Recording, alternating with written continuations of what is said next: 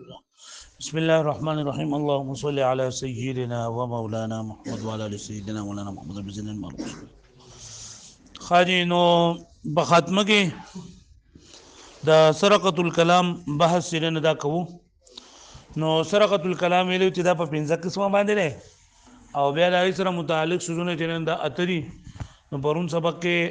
اقتباس شوی کنه اقتباس دي ته چې په خپل کلام کې شاعر ولګي د قران او د حدیث او ټوکړه چې دا به کولنه نه باسي او بلیلا باندې چې لګا دا داګې نه څکل لګا چې دا داګې نه خدا په د شعر یې نه لکه د خپل شعر یې جوړږي خدا اصل کې د شعر نه جوړ کړي بلکې د قران او د حدیث د قران لپاره مثال ما من حمیم ولا شفیع یطاع او د حدیث لپاره مثال کله خالق الناس بخلق حسن او کله کله بری کې لکه تبدیلیم جایز لکه ان الى الله راجعون دا تیق سبق شو نن سبق کې دریم نمبر کم دا سرقی کلام سره متعلق ته ناغه د تضمین ته دویم نوم ایداع وای ایداع یعنی مطلب دا چې شاعر ولګي د خپل شعر په خپل شعر کې د بل یو شاعر ته شعر صحیحه په داسې طریقې سره شاملږي چې پای باندې دا کم شاعر د اغلا چکړی نه نو د دویم شاعر پکې دا اشارتن یا صراحتن دا تنبیه ورکی چې دا شعر د بل چا ده دا معنی ده چې سره کې احتمال به پاتې نشي پوښوي یو شاعر د خپل شعر کې د بل شاعر د شعر صحیحه ورننه واسي او د دویم شاعر په دې خبره باندې صراحتن یا اشارتن د په دې خبره باندې تصریح وکي چې دا شعر چې دا ورستو جزء وېما نو دا زمانه نه بلکې دا بل چا ده د بل چا شعر ده چې د سرقې احتمال به کې پاتې نشي خو په شرط دی باندې چې د کم شاعر دا شعر دی په خپل شعر کې استعمالي چې دا هغه شاعر هغه شعر دا هغه سره مشهور نه وي که معروف او مشهور دا شعر نو بیا او تنبیه کول د ضرورت نشته نه پوه شو مې معنی لکه بری پوه شو یو شاعر په خپل شعر کې د بل شاعر د شعر څخه ټوکړه صحیح څه ورننه باسي خو دې شاملولو نه مخکې د دویم شاعر اشارتن یا صراحتن دا تنبیه وکي چې لکه دا د بل شعر دی چې لکه د سره کې احتمال به نه شي پوه شو ګوره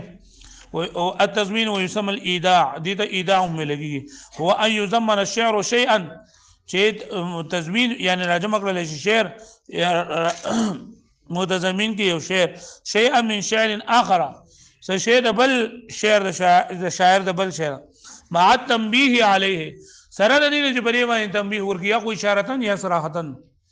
ان لم يشتهر کچرته هغه مشهور نوي کا مشهور نو بیا به تنبيه کول د ضرورت نشته کا قوله اذا ضاق صدري وخفت العدا تمثلت بيتا بحالي يليق فبالله ابلغ ما ارتجي وبالله ادفع ما لا اطيق اذا ضاق صدري ضاق يضيق بمعنى تنگیدن صدر سینې ته وای صدوري جمعنه وخفت خاف يخاف معنی يریدل عیدا دشمنی ته وای تمثل يمثل تمثيلا معنی تمثل تمثلا مثال بیانول يليق لا يليق معنی مناسب کېدل فبالله ابلغ بلغ يبلغ بمعنی رسیدل ارتجا د باب افتعال نوائد متکلم سے غره امید ساتل وبالله ادفع دفع يدفع دفع کول ما لا اطيق اطاق يطيق اطاقه فبالله اذا ضاق صدري وخفت العدا کله چې زما سینه تنگ شي او زه وېریږم د دشمنانو نه کله چې زما سینه تنگ شي او زه وېریږم د دشمنانو نه تمثلت بيتا بحالي يليق نو زه د خپل حال مثال بیانوم په یو شعر کې چې زما د حال سره بحالي يليق چې زما د حال سره ډیر مناسب دی فبالله ابلغ ما ارتجي پس الله مې قسمي فبالله پس الله مې قسمي ابلغ ما ارتجي چې زه رسېږم هغه څه ته چې خیال ساتم څه غواړم زه وبالله ادفع ما لا اطيق او په خدای قسم چې زه دفقو ما هذا لا اطيق چې زه طاقت نه لرم اوس ګوره دلته کې دی شاعر دا دویم شعر چې دی فبالله ابلغ ما ارتجي وبالله ادفع ما لا اطيق دا د بل شاعر شعر چې دی په خپل شعر کې نه واصله ده لکه پوه شوي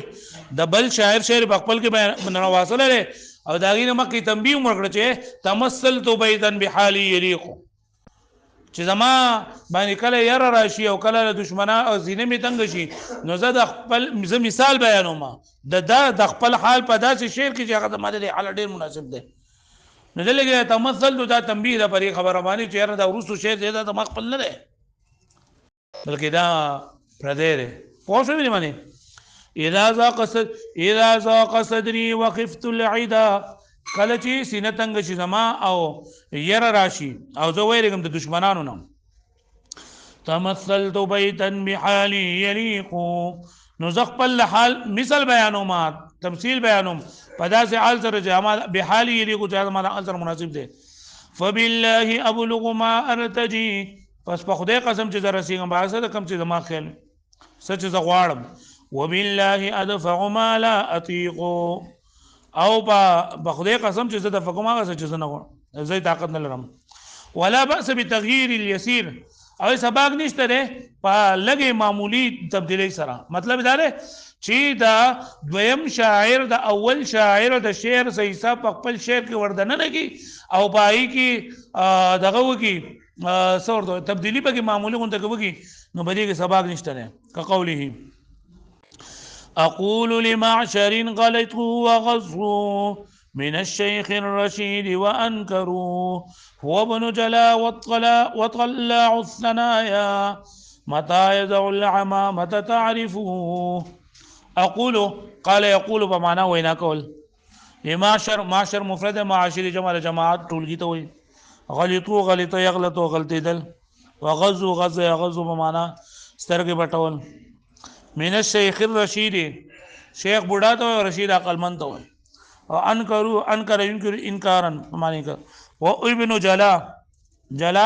ابن جلا مطلب یعنی هغه کس بچي چې داغه کار واضح وي یعنی واضح وي کارنامې داغه واضح وي طلع الثنايا خاتون کې رغرونو طلع معنا خاتون کې طالع یا طالع جبلا متى يزع وضع في خود عمامه مفرد عمائم جمع ده دغه ته وي پټکی ته تعرفوا عرف يعرف بمعنى بجندل اقول لمعشر غلطوا وغزوا ما ویری ها ټولګي ته چې هغه غلطي کړي و خپل سترګې پټې کړي وي من الشيخ الرشيد داغه عقل من بوډانا وانکروا او انکار کړو هو ابن جلا هغه زویره د دسي سړی چې دا کار واضح لري وطلع الثنايا او مصیبتونه برداشت کوونکې دي متى يزع العمامه کله چې خپل پګړې کیدي تعریفو تاسو په جنه اوس ما ته ګورئ دلته کې دی شاعر دا دویم شعر هو ابن جلايا وطلع الثنايا متى يزع العمامه تعرفوه دای اغستل ده دا سحيم ابن وائل شعرنا سحيم ابن وائل شعر ده انا ابن جلا وطلع الثنايا زد دسي سړیز به ما چې دا کار په ټولو خلکو واضح ده وطلع الثنايا واغه په غرونو باندې خاتون کړي مطلب مصیبتونه تکلیفونه برداشت کوم کړي متى العمامه تعرفوني کله چې دا خپل پټکې کېده مونږ تاسو به ما او پیژنئ نو اصل شعر ادم نو جلا وطلع الثنايا متى ازغ العمامه تعرفوني یعنی دا متکلم څخه په استعمال شوی په اصل کې او د په کې استعمال کړ هوا یعنی د غیبوبت څخه په استعمال کړل دا په کې لفظي تبدیلی کړی دا معنوي تبدیلی څه کړی دا چې دلته کې دی شاعر یو بوډا سړی روانو يهوديو بوډا يهودي روانو نه خلکو پورې خندلو او د خلکو چې نه په هغه پورې دا کول مسخري کولې نو دی شاعر په د خپل شعر کې د بل سړي هغه شعر نه باسو دی په کې هم داګي هغه داګي کې په سر په ټوکو کو سره ملګری شو لکه ګوره اوس لاول خو د شعر دا معنا خو اوس دا بل کس چې کوم په خپل شعر کې د بل شعر نه باسو نو هغه چې معنا کړی دا اقول لما شرين خلطوا وغزوا وای ما وی هغه ټولګي ته یاندې یهودیانو هغه ټولګي ته چې هغه غلط شوي وغزو او خپل سترګې باندې کړې وي مین الشیخ الرشید نو د شیخ رشید خو اصل معنی دا چې عقلمن بوډا هدل کې د شیخ رشید نه مراد آیک گمراه بوډا ته مراد ده وانکروا او انکار وکړو دا هو ابن جلا و ابن جلا خو اصل کې معنی د ابن جلا دا چې د زوی د هغه کس ته چې دا کارونه واضح دي ولکه چې دا بوډا دې بوډا ده کنه چې په سر کې وخت نشته نو دې دې چې دا سری بالکل واضح ده د وختونه وخت به نشته ده د ابن جلا نه مراد ده گنجا او طلاع الثنايا نه مراد خاتون کې رغر د دې نه مراد چې نه په اصل شعر کې د طلاع الثنايا نه مراد چې نه دا تکلیفونه مصیبتونه برداشت کوونکې او د کم شعر چې د معنا غسه دویم شاعر طلاع الثنايا نه مراد غسله ده هغه چې هغه ذلت برداشت کوونکې یعنی دا بوډا چې کم د يهوديانو بوډا ده نو دې خلکو په پورې ټوکې مسخري وکړلې هغه ونه پیژندو او دغه بوډا چې نه دی لکه گمراه بوډا دی او بل دی وی چې لکه دا گنجا دی او بل دی چې د ذلت برداشت کوونکی دی متا یزع العمامه تعرفوه کله چې دا پټکې سر نه کیږي نو تاسو به پیژنئ مطلب اوس پټکې چورې نو چاته پته لګی چې دا بوډا دی او چې کله پټکې سر نه لري کې نور سره به پیژني چې دا خولګه گنجا دی پرې خبره باندې پوښوي نو ګوره دا ټول شعر معنی چې نه دای بدل کړله نو د یو شاعر ولګي د بل شاعر شعر په خپل شعر کولنه بس بریس طریقې سره چې پای کې تغییر یې سیږي پوه شوي واړوي بځای